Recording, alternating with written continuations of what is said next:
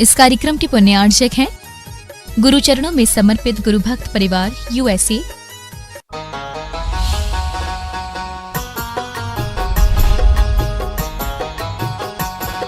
नमोस्तु गुरुवर। आज का प्रश्न स्वाध्याय शुरू करते हैं। आज यूथ स्पेशल है तो केवल युवाओं की शंकाओं को लिया जाएगा।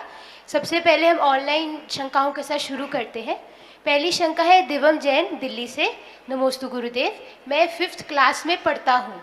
मेरा प्रश्न ये है, ऐसा क्यों होता है हम जितना मर्जी पढ़ लें, जितने भी अच्छे नंबर ले आए, हमारे माता पिता हमेशा यही कहते हैं कि तुम और अच्छा कर सकते हो।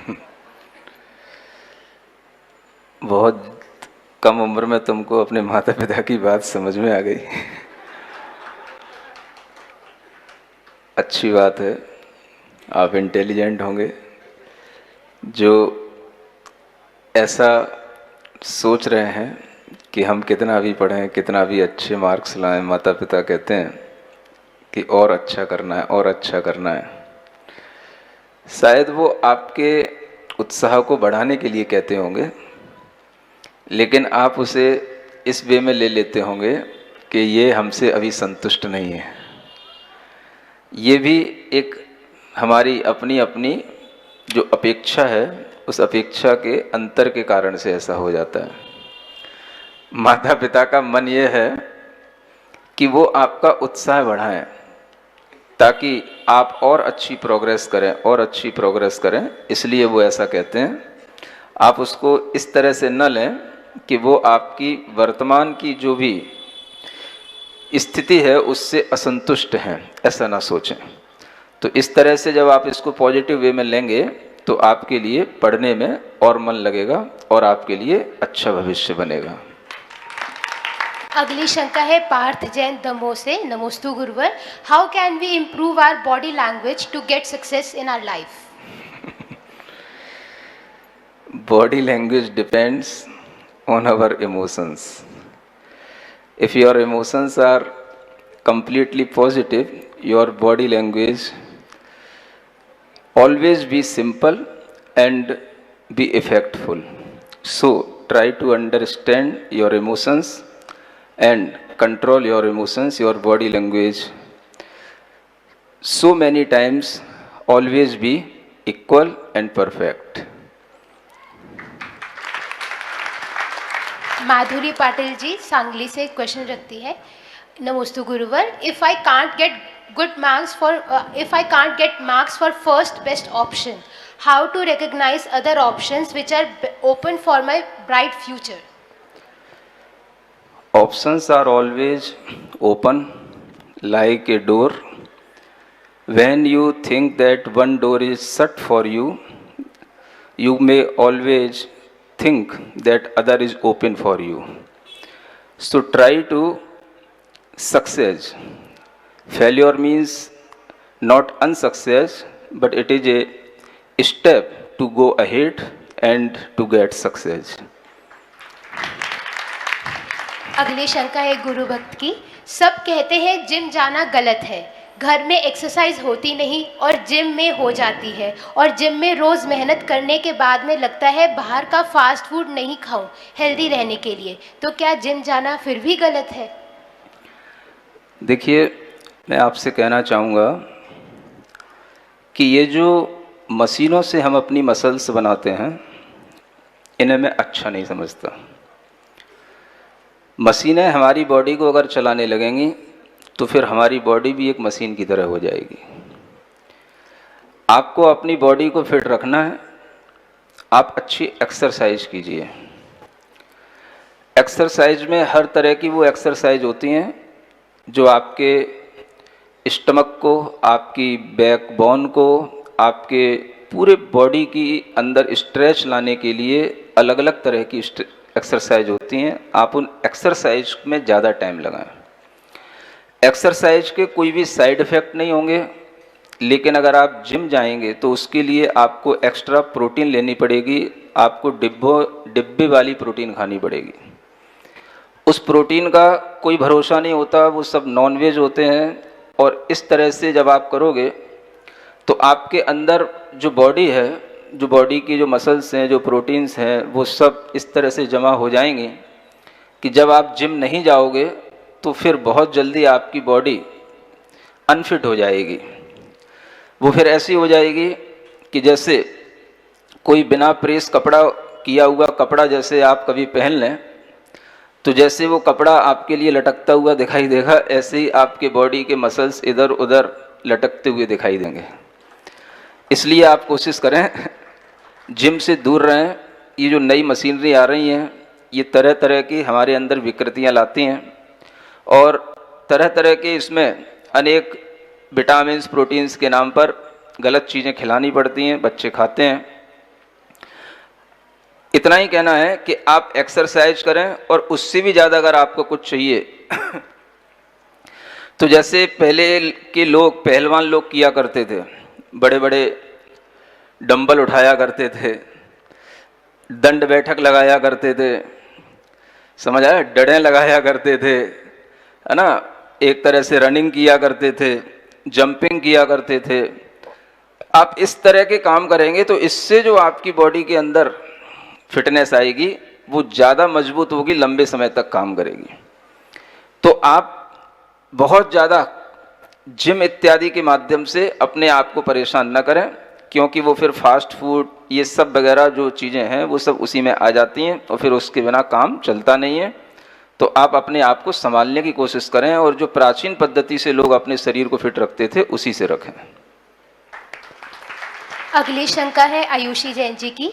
नमोस्तु गुरुदेव, मेरी नेचर इंट्रोवर्ट है। मैं नए लोगों से ज़्यादा मिलना बात करना पसंद नहीं करती, इजीली ओपन अप नहीं होती। तो लोग मुझे ईगोइस्टिक समझते हैं, कहते हैं इसमें एटीट्यूड बहुत है।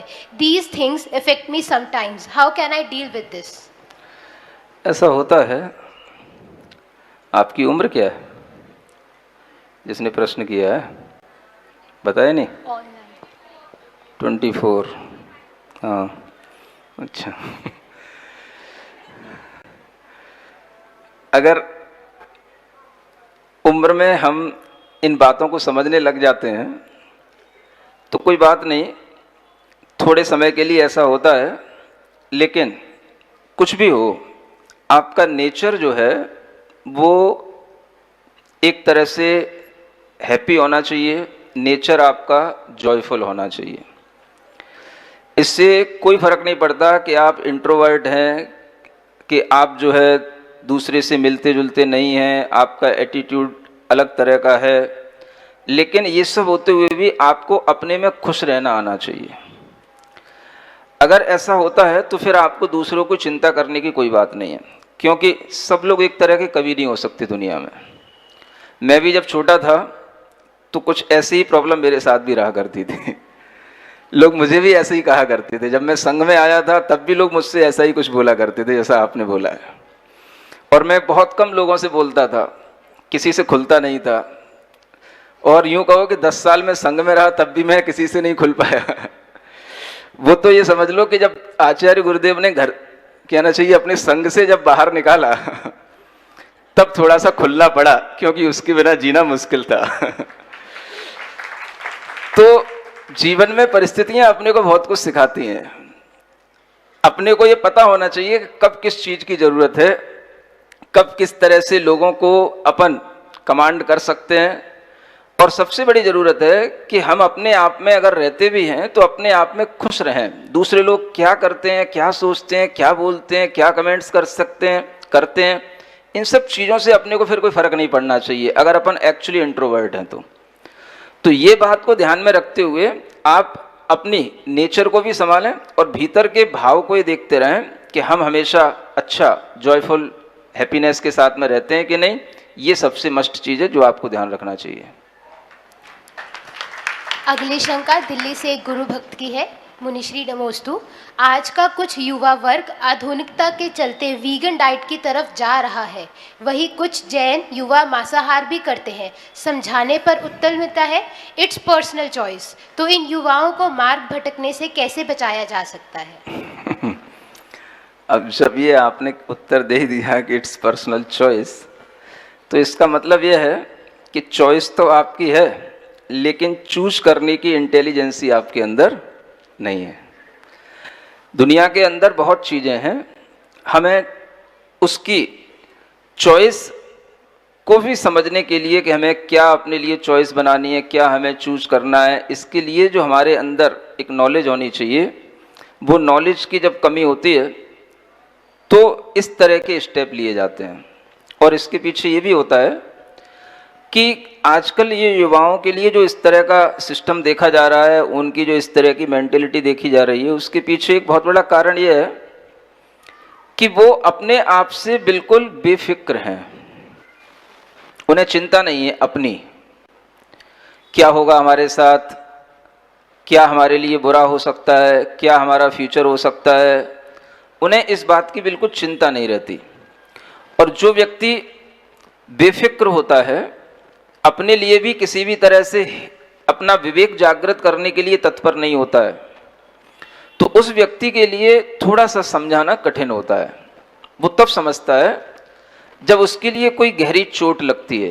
गहरी चोट का मतलब उसके जीवन में कोई ऐसा इंसिडेंट आए कि वह एकदम से सोच पाए कि हमने कुछ गलत किया अपनी जिंदगी में। तो कई बार ऐसा होता है कि व्यक्ति के जीवन में वो टाइम आता है, हर किसी के लिए पर्सनल उनका अपना इंटरेस्ट है, पर्सनल उनकी चॉइस है, हम उसको इंटरफेयर करना भी नहीं चाहते हैं, जिसको जो करना है करने दीजिए। समझदारी अगर व्यक्ति के अंदर होगी, उसका अच्छे कर्म का फल उसको अगर कभी मिलना होगा तो उसे कभी ना कभी वो चीज़ें समझ में आएंगी और उसे पश्चाताप होगा कि हमने अपनी ज़िंदगी में क्या क्या गलती की हैं। कोई बात नहीं, जिस समय पर वो समझेगा, पश्चाताप कर लेगा, समझ लेना उसी समय से उसकी ज़िंदगी शुरू हो गई। ज़िंदगी हर किसी की एक साथ शुरू नहीं हो सकती, कभी ना कभी होगी। इस तरह की उसके प्रति भी सद्भावना बनाए रखना चाहिए। अगली शंका है जयपुर से प्रणव जैन जी की। जीवन में शिक्षा, जॉब, अध्यात्म, परिवार, स्वास्थ्य और जीवन साथी किसको प्रधानता दे और क्यों? सब चीज़ों की प्रधानता एक साथ तो होती नहीं है। अलग अलग एज में, अलग अलग तरह से जब हमारे सामने डिमांड होती है, अलग अलग तरह से जब हमारे सामने सिचुएशन होती हैं, तो उन चीज़ों की प्रधानता अपने आप बन जाती है। क्या जीवन साथी बचपन से अपनी प्रधानता हो जाती है? जीवन साथी को चुनने की भी एक उम्र होती है। जब तक जीवन साथी नहीं होता तब तक अपनी जॉब देखने की उम्र होती है, अपना कैरियर बनाने की उम्र होती है। जब वो हो जाए उसके बाद में जीवन साथी को देखने की एक प्रधानता आ जाती है। तो हर चीज़ के लिए प्रधानता अलग अलग टाइम पर आती है।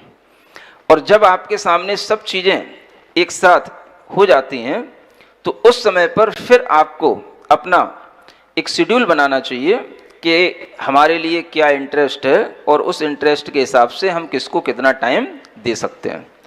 आपको जो जो चीज़ों में टाइम इन्वेस्ट करने की ज़रूरत समझ में आए, आप उसके लिए टाइम देना चाहिए। और इसी से आपके वो सब रिश्ते, आपका परिवार, आपका घर और आपका धर्म सब कुछ बराबर चलेगा। आपके लिए थोड़ा थोड़ा टाइम सबको निकालना आवश्यक होगा। अगली शंका कोटा से एक गुरु भक्ति है। जय गुरुदेव, मैं विपासना ध्यान करता हूँ जिसमें सिर्फ ध्यान होता है, तो इसमें बुरा क्या है? मेरी मम्मी पीछे पड़ी रहती है, जैन मंदिर जाओ। मैं जहाँ भी रहा अपना ध्यान करता हूँ और कोशिश करता हूँ किसी जीव को अनावश्यक ही ना सताऊं, तो इसमें बुराई भी क्या है? बुराई समझने के लिए भी आपको ये समझना पड़ेगा कि हम अच्छाई को क्यों नहीं समझना चाह रहे हैं। अगर आपको ध्यान करना अच्छा लगता है तो आप ये भी सोच सकते हैं कि अगर हमसे कोई कहता है कि आपके लिए और कोई अच्छा ध्यान कहीं अवेलेबल हो सकता है, जैन पद्धति से भी आपको ध्यान मिल सकता है, तो एक बार आप उसके लिए भी ट्राई कर सकते हैं।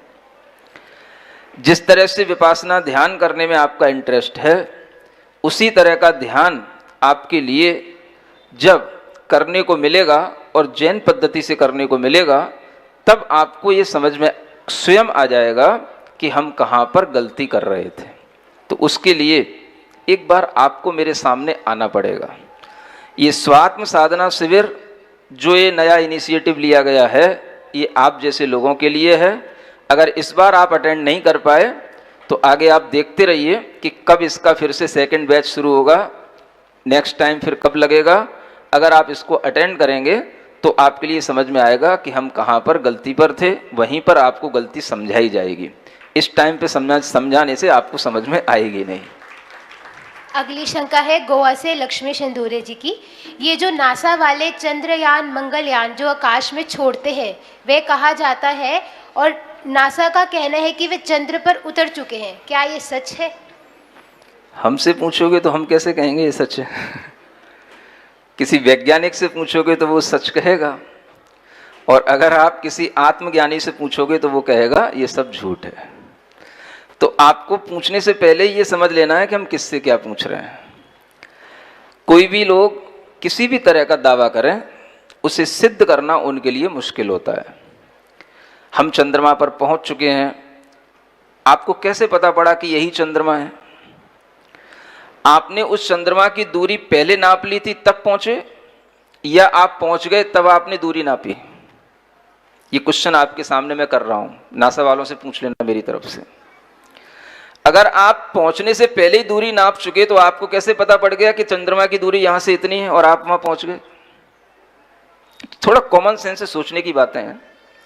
और वहां पहुंचने के बाद में अगर आप वहां की फोटो में कीचड़ और मिट्टी दिखा रहे हैं और कह रहे हैं कि यहाँ पर कोई एनवायरमेंट नहीं है, और वहीं पर झंडा गाड़ रहे हैं और झंडा हिलता हुआ दिखाई दे रहा है, तो आप स्ववचन बाधित हैं। आपके लिए कुछ पता ही नहीं कि आप क्या बोल रहे हैं और क्या आप सिद्ध करना चाह रहे हैं। तो ये सब बातें नासा वालों से पूछना, फिर हमें उत्तर देना, तब मैं बताऊंगा कि वो सही बोल रहे हैं या मैं सही बोल रहा हूं। अगली शंका है मेरठ से स्वस्ति जैन जी की। Want to get up early in the morning but can't।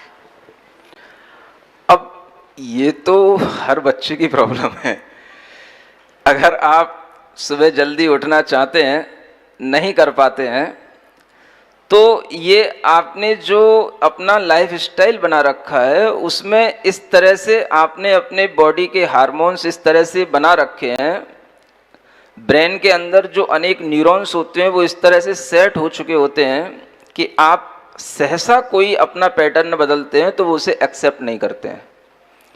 इसके लिए आपको थोड़ी सी प्रैक्टिस की ज़रूरत होगी।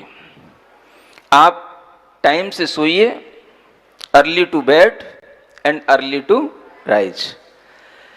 अगर आपके लिए टाइम से सोना होगा और टाइम पे अगर आपको नींद आ जाएगी तो आपकी नींद टाइम पूरा होने पर अपने आप खुल जाएगी। मुश्किल ये होती है कि आप टाइम से सोते नहीं हैं। आपकी आदत खराब पड़ी है, आपने एक दिन किसी से सुन लिया कि हमें जल्दी सोना चाहिए, जल्दी उठना चाहिए, आपने जल्दी सोने की कोशिश की, एक दिन आप में नींद नहीं आई, आप 9 बजे सो भी जाओगे तो आप 11 बजे तक करवटें बदलते रहोगे, आपको नींद आएगी नहीं। सुबह जल्दी आप कैसे उठ जाओगे?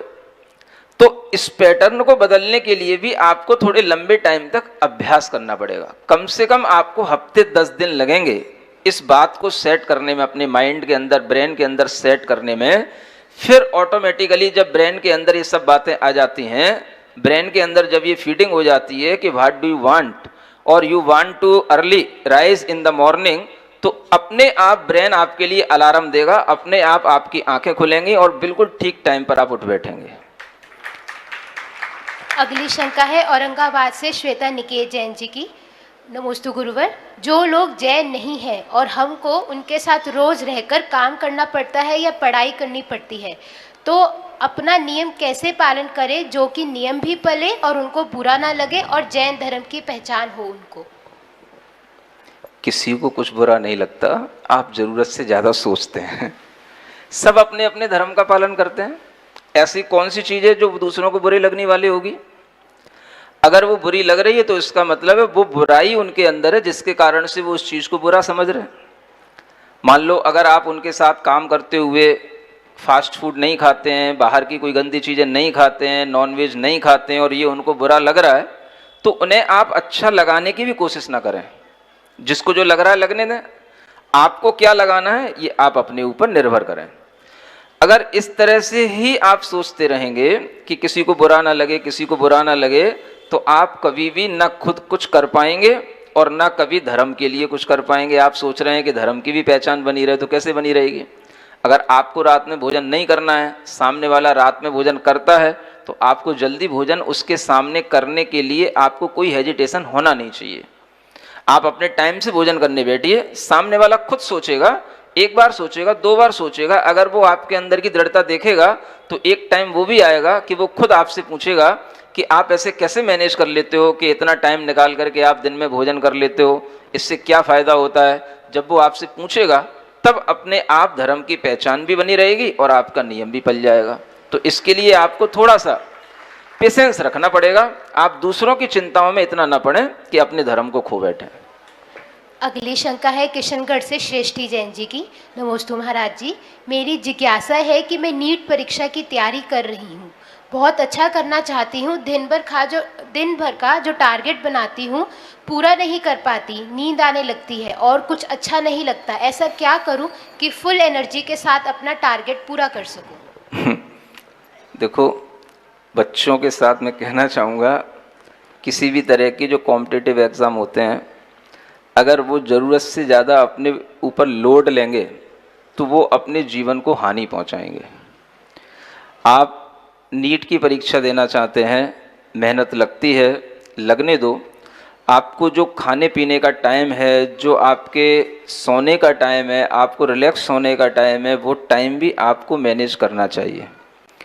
पढ़ने के भार में अपने आप को इतना नहीं डाल देना चाहिए कि हमें और कुछ अच्छा ना लगे। आपको अपने शरीर के बारे में भी देखना चाहिए, हेल्थ इश्यूज ना बने वो भी देखते रहना चाहिए। अगर आप इस तरह से अपने आप को मैनेज करके चलेंगे तो एनर्जी आएगी। एनर्जी कहाँ से आती है?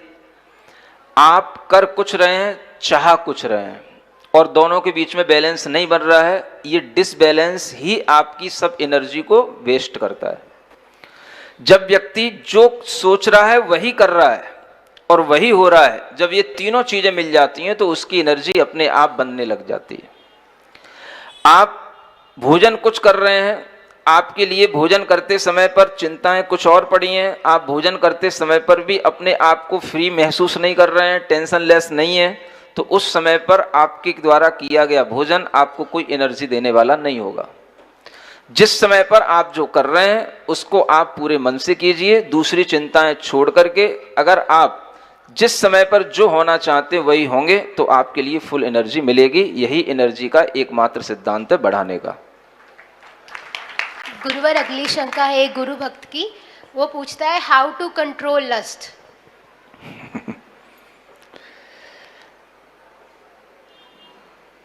If you want to see in this universe that the person who have lust, they are past at this time. This is the only way of thinking that you can control your lust. समझ में आ रहा है कुछ? क्या कहा मैंने? जिनके अंदर इस तरह की लस्ट होती है वे सब पस्त पड़े होते हैं। अगर तुम संसार के इन लोगों के बारे में ढंग से देखोगे तो इसी चिंतन से ही आपको उस लस्ट से विरक्ति हो जाएगी और आपके अंदर कंट्रोल आ जाएगा। इसको आचार्यों ने कहा, जगत के स्वभाव का चिंतन किया करो और सही ढंग से अगर आप बातों को सोचोगे तो आपको पता पड़ेगा कि इन चीज़ों में नुकसान ज़्यादा है, फायदा कम है। यही चीजें आपके दिमाग को कंट्रोल करने वाली होंगी। सोच को पॉजिटिव बनाओ। अगली शंका शिवपुरी से चंचल जैन जी की है। नमोस्तु गुरुदेव, क्या हमको भविष्य की चिंता करते हुए धन का संग्रह करना चाहिए? क्या जैन ग्रंथों में धन का संग्रह के बाद भविष्य के लिए कही गई है? धन का संग्रह कोई बुरी बात नहीं है। जैन ग्रंथों में एक गृहस्थ के लिए कहा गया है कि अगर गृहस्थ के पास में कौड़ी नहीं है तो वो कौड़ी का नहीं, और साधु के पास में अगर कौड़ी है तो वो कौड़ी का नहीं। समझ में आ रहा है? तो जैन ग्रंथों में एक कहा गया है कि आपके पास में इतना धन संग्रह होना चाहिए जो आप किसी आपदा के समय पर उसका उपयोग करके अपने परिवार का और अपने स्वयं के जीवन का निर्वाह कर सकें। इस तरह का धन संग्रह मना किया गया है जो अंधाधुंध बेमतलब का और बिना उद्देश्य का आदमी लोभ लालच की धुन में करता रहता है। जितना आवश्यक है उतना धन तो आपके पास होना ही चाहिए, क्योंकि परिवार होता है, रिश्तेदार होते हैं, और इन सब चीज़ों के साथ साथ आपके लिए धर्म, दान भी धर्म कहा गया है। तो जब आपके पास कुछ होगा तब आप कुछ दान करेंगे, तो दान भी धर्म आपका तब पलेगा जब आपके पास में कुछ संग्रह होगा। संग्रह का मना नहीं है, परिग्रह का मना है, ये ध्यान में रखो। परिग्रह उस चीज को कहते हैं जो संग्रह से भी बहुत ज्यादा आगे बढ़ जाता है, और इतना आगे बढ़ जाता है कि हम उसका यूज तो करते नहीं है, केवल बस उसको अपने ऊपर बांधे रखते हैं, अपने पास रखे रहते हैं। तो उस परिग्रह के लिए मना किया गया है। जो आवश्यक संग्रह है उसे करने में कहीं कोई दिक्कत की बात नहीं है, ये जैन धर्म में सिखाया गया है। अगली शंका है गाजियाबाद से आरती जैन जी की। नमोस्तु गुरुवर, मैं 12 साल की हूँ।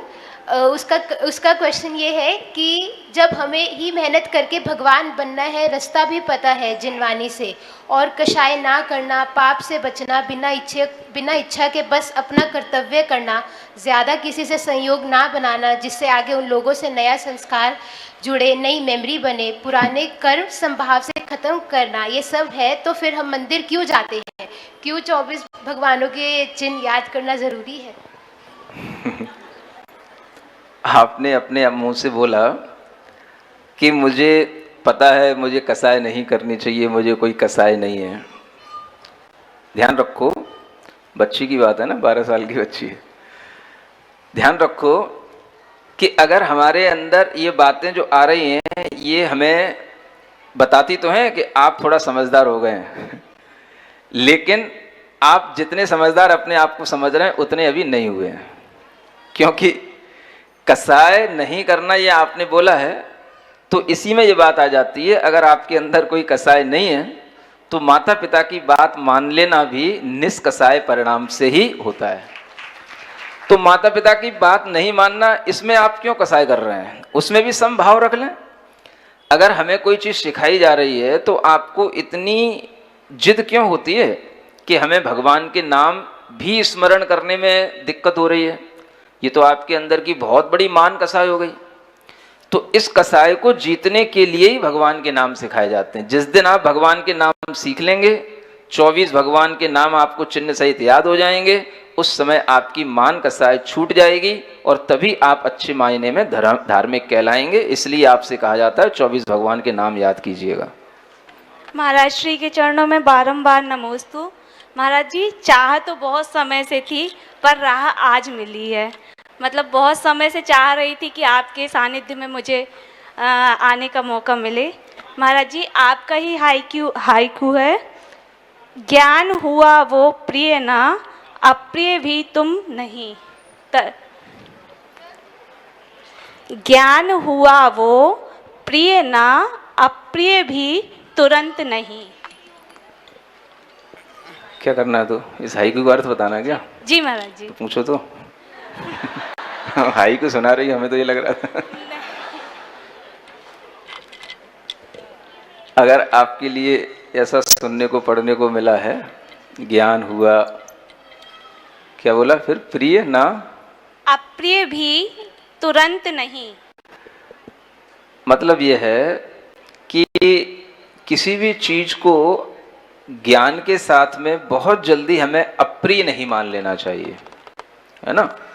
मतलब कि जैसे अपने साथ में कुछ अप्रिय घटना घटती है या अपने साथ में कुछ लोग जो अपने को अच्छे नहीं लगते हैं, तो हमें बहुत जल्दी ऐसा नहीं मान लेना चाहिए कि ये हमारे लिए अच्छे नहीं है।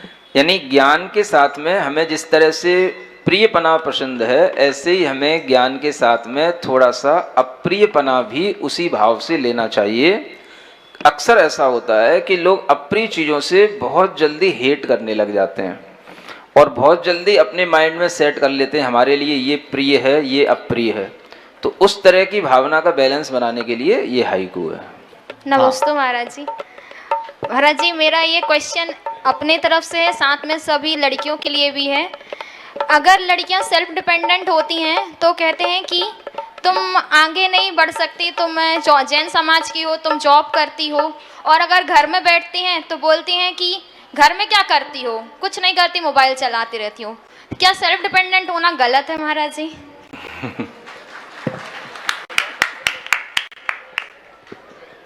आप लोगों के लिए सेल्फ डिपेंडेंट होना गलत नहीं है, लेकिन सेल्फ डिपेंड होने के लिए आप तरीके कौन से चुनते हैं ये जानने की और देखने की ज़रूरत है। सेल्फ डिपेंड होने के तरीके क्या हैं? अगर आप अच्छे तरीके चुनते हैं तो आपके लिए कोई मनाही नहीं है, सबको सेल्फ डिपेंड होना ही चाहिए। किसी के आश्रित क्यों कोई जीवन व्यतीत करेगा? तीर्थंकरों ने कहा है कि हर आत्मा स्वतंत्र है और आत्मनिर्भर हर आत्मा को होना ही चाहिए। जब मोदी जी अभियान चला रहे देश के लिए आत्मनिर्भरता का, तो बेटियों के लिए मना कैसे कर सकते हैं? लेकिन उस आत्मनिर्भरता के उपाय क्या हैं ये हमें ध्यान में रखना चाहिए। अच्छे उपायों के साथ में अगर आप सेल्फ डिपेंड होते हैं तो कोई बात नहीं है, और इसी तरह से सबको मानसिकता बनानी चाहिए। नमोस्तु महाराज जी, मेरा प्रश्न यह है कि गृहस्थ के जीवन में व्रत एवं उपवास का क्या महत्व है, और शांतिनाथ विधान के व्रतों की उत्तम विधि बताइए। गृहस्थ के जीवन में व्रत का तो ये महत्व होता है कि व्रत लेने से वह जो अनाप शनाप पापों में डूबा रहता है उससे बच जाता है। तप करने से ये होता है कि जो वह बहुत ज़्यादा पाप अर्जित कर चुका होता है उस पाप की, उस कर्म की निर्जरा होती है। और शांतिनाथ विधान को करने की यही उत्तम विधि है कि जो उसमें 120 व्रत हैं, अर्घ हैं, काव्य हैं, उन्हें आप किसी भी दिन जब आपके लिए सहूलियत हो आप उस दिन भगवान का पूरा विधान करें। 120 काव्यों में चाहे वो हिंदी के ही क्यों ना हो उनको पढ़ें, अर्घ सहित पूजा करें, और उसके बाद में एक जाप जो उसमें लिखी रहती है शांतिनाथ भगवान की वो जाप करें, और उसके साथ जो आपकी शक्ति बने उतना आप व्रत तप जो कर सकते हैं वो कर सकते हैं। उपवास की शक्ति हो तो उपवास करें, एकासन की शक्ति हो तो एकासन करें, यही उसकी उत्तम विधि है। नमोस्तु महाराज, 24 तीर्थंकर सिर्फ भारतवर्ष में क्यों, दूसरे कंट्री में क्यों नहीं रहते? उनका प्रभाव क्यों नहीं है? आजकल जो कंट्रियां हमें समझ में आती हैं वो दो तरह से हम उसको डिवाइड कर सकते हैं। एक तो समुद्र के इस पार की और एक समुद्र के उस पार की। तो जो समुद्र के उस पार की कंट्री हैं वहाँ पे तो हम कह सकते हैं कि तीर्थंकर नहीं हुए, नहीं गए, नहीं जन्मे, मोक्ष नहीं हुआ। लेकिन इस पार की जो कंट्रियां हैं जिनका विभाजन लगभग ये स्वतंत्रता के आसपास और उसके पहले या बाद में हुआ है, वहाँ पर जाना होता रहा है। तीर्थंकरों का भी विहार हुआ है। और जैसे मान लो बांग्लादेश है, उसके आगे के स्थान है, ये सब अंग बंग देश कहलाते हैं। नेपाल की तरफ भी, नेपाल तक भी जो है हम कह सकते हैं कि तीर्थंकरों का विहार हुआ, क्योंकि जहाँ भगवान महावीर स्वामी का जन्म हुआ वहाँ से नेपाल बहुत पास लगता है, बॉर्डर है। तो इस तरह से अनेक साधुओं के तो गमनागमन के अनेक एविडेंस मिलते हैं। बात ये ध्यान में रखना होती है कि जहाँ का क्लाइमेट इस तरह का हो, वेदर इस तरीके का हो कि वहाँ पर ऋतुओं के परिवर्तन होते हों और ऋतुओं के अनुसार जो हमारे भोजन होते हैं वो सब वहाँ उपलब्ध रहते हों, वहाँ पर ही धर्म फलता है। एक बात विशेष रूप से बहुत अच्छा प्रश्न पूछा गया है, आप सभी को ध्यान में रखना चाहिए। अगर आप कहीं भी जाएंगे, यूएस, यूके, कहीं भी जाकर के देखेंगे, अफ्रीका वगैरह, तो आप देखेंगे कि जहाँ गर्मी पड़ती है वहाँ गर्मी ही गर्मी है, जहाँ ठंड है वहाँ ठंडी ठंडी पड़ती रहती है, 6-6 महीने, 8-8 महीने। तीनों मौसम के कोई फल नहीं मिलते हैं। यहाँ तक कि कोई भी जो अन्न होते हैं ये अन्न भी बहुत सी जगहों पर होते नहीं हैं। तो धर्म पालन करने के लिए हमारे पास में कुछ धर्म के लिए जो आचरण चाहिए वो आचरण पालन करने की सुविधाएं होनी चाहिए, और वो सुविधाएं केवल और केवल इस भारत और आसपास के इलाकों में ही मिलती हैं। यहाँ पर तीनों ऋतुएं बनती हैं, गर्मी, सर्दी, बरसात, टाइम टू टाइम सब चलता है यहाँ पर। और उसके अनुसार जो अपने अनाज, अन्न है, दाल हैं और या मसाले हैं, उनके जो 3, 5, 7 दिन के जो मर्यादाएं हैं, इन सब का पालन है ना। इस तरह से अनेक जो फल सब्जियां हैं आसानी से मिल जाना, दूध आदि का आसानी से मिल जाना। ये आप देखोगे दूसरी कंट्रियों में पता ही नहीं होता है कि गौशाला कहाँ होती है, दूध कहाँ पे लगाया जाता है और कहाँ पे जाकर के वो पैक होकर के बनता है। उसमें 20 नहीं 50 किलोमीटरों का अंतर आ जाता है। तो ये सब जो सुविधाएं हमें भारत देश में मिलती हैं, ये सुविधाएं धर्म पालन के लिए सुविधाएं हैं, और इसी सुविधा के कारण से तीर्थंकरों ने विहार उन स्थानों पे किया जहां के श्रावक समीचीन आचरण पालन करने वाले हों, और इस तरह से जो आचरण पालन करेंगे वही श्रावक धर्म को समझ पाएंगे।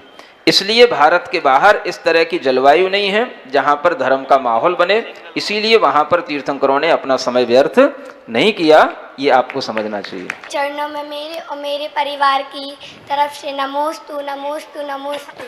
हे मुनिश्री, मेरी जिज्ञासा है कि अपने असाता कर्म के उदय से हमारे अपने दूर हो जाते हैं, छल कपट भी करते हैं, अपमान भी करते हैं, ये जानते हुए भी ऐसा होता भी है। मन में संकल्प विकल्प आने पर हमें क्या करना चाहिए? कृपया कर शंका का समाधान करें। नमोस्तु महाराज। बहुत छोटी उम्र में तुझे इतने संकल्प विकल्प आने लग गए। इतना तुझे महसूस होने लग गया कि मेरे अपने अपमान करते हैं, असाता वेदनी का उदय है। अगर इतनी समझ अच्छी आ गई है तो तुम्हें चिंता करने की कोई बात नहीं है। भगवान की भक्ति आप लोगों के लिए बहुत बड़ा वरदान है। आप अच्छे ढंग से अच्छे मन लगा करके भगवान की भक्ति करो। भगवान के भक्ति में अच्छे स्तोत्रों का पाठ करना और मन लगा करके भगवान के सामने बैठ करके अच्छे ढंग की भक्ति करना, गुणगान करना, तो सब प्रकार के असाता दूर हो जाएंगे और सब तरह से लोग आपको पसंद भी करेंगे और आपका कभी अपमान नहीं करेंगे।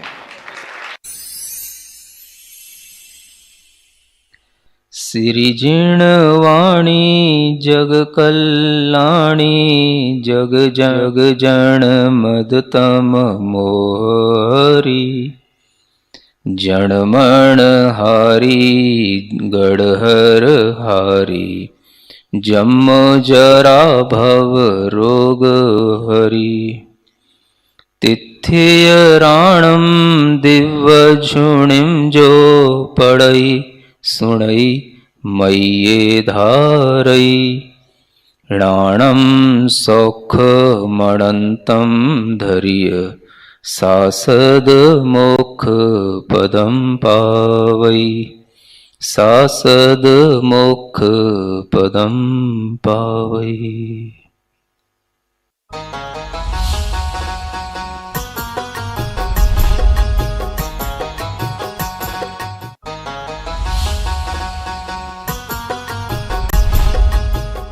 इस कार्यक्रम के पुण्यार्चक थे गुरुचरणों में समर्पित गुरुभक्त परिवार USA,